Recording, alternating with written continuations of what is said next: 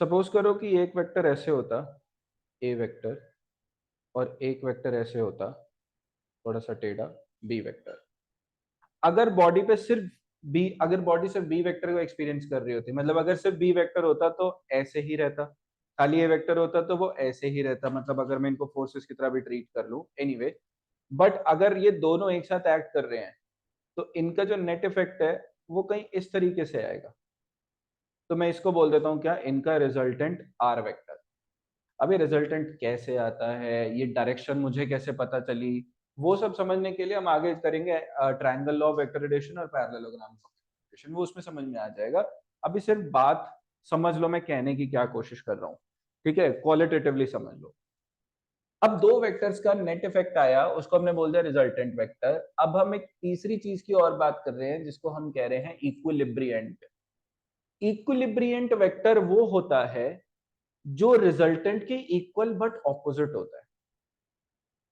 तो equal but opposite मतलब इस तरीके से जाता हुआ, और उसकी एरो लेंथ उतनी होगी जितनी आर वेक्टर की है। तो इसको मैं क्या कह देता हूं, इक्विलिब्रियंट वेक्टर, ई वेक्टर। अब अगर मैं नेट इफेक्ट की बात करूं इन सब की, तो मैं सम अप करके बता रहा हूँ इक्विलिब्रियंट का काम क्या होता है।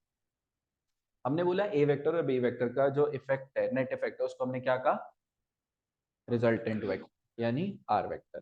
मतलब कि अगर ये ए वेक्टर और बी वेक्टर ना होते तो जो इफेक्ट इन दोनों ने मिलकर प्रोड्यूस किया है वही इफेक्ट अकेला आर वेक्टर भी प्रोड्यूस कर सकता था। मतलब अगर ये दोनों ना होते और सीधा आर वेक्टर ही होता तो भी उतना ही इफेक्ट आता, वैसे इफेक्ट आता जितना ए और बी के कॉम्बिनेशन से आ रहा है। सबको यहां तक बात समझ में आती है? ठीक है। अगर मैंने इक्विलिब्रियंट वेक्टर वो लिया है जो इस आर वेक्टर के इक्वल है मैग्नीट्यूड में और डायरेक्शन में बिल्कुल ऑपोजिट है, नेट इफेक्ट कितना हो जाएगा उसका, जीरो। तो मतलब इक्विलिब्रियंट वेक्टर वो वेक्टर होता है जो आर वेक्टर को कंप्लीटली क्या कर दे, अपोज कर दे। समझ में आया? तो इक्विलिब्रियंट रिजल्टेंट को कंप्लीटली अपोज कर रहा है, तो क्या मैं ये नहीं कह सकता कि इक्विलिब्रियंट ए और बी के नेट इफेक्ट को कंप्लीटली अपोज कर रहा है, क्योंकि रिजल्टेंट जो ए और बी का नेट इफेक्ट ही तो था। समझ में आया? तो बस यही उसकी डेफिनेशन हो गई। ठीक है, अगले पैराग्राफ में लिखो, a vector that opposes, a vector that opposes completely or nullifies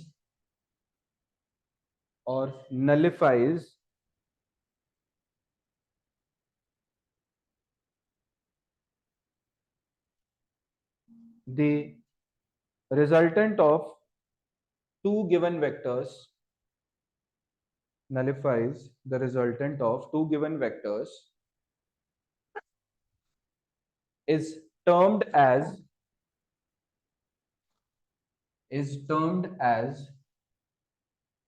the equilibriant, equilibriant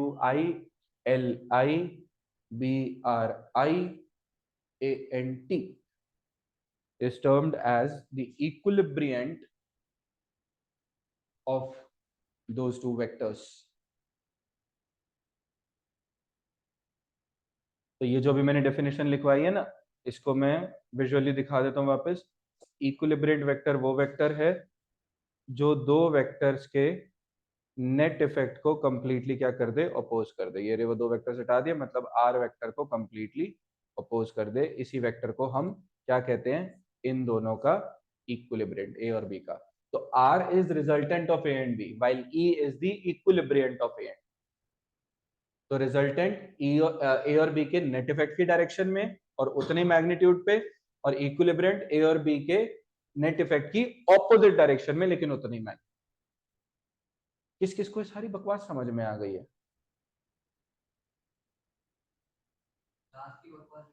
मतलब तू कह रहे कि हाँ मैंने बकवास ही करी है, एनीवे लास्ट की बकवास रिपीट कर। तो मैंने ये कहा कि जो इक्विलिब्रियंट और रिजल्टेंट होता है उसका मैग्नीट्यूड उतना ही होता है जितना ए और बी के नेट इफेक्ट का मैग्नीट्यूड होता है।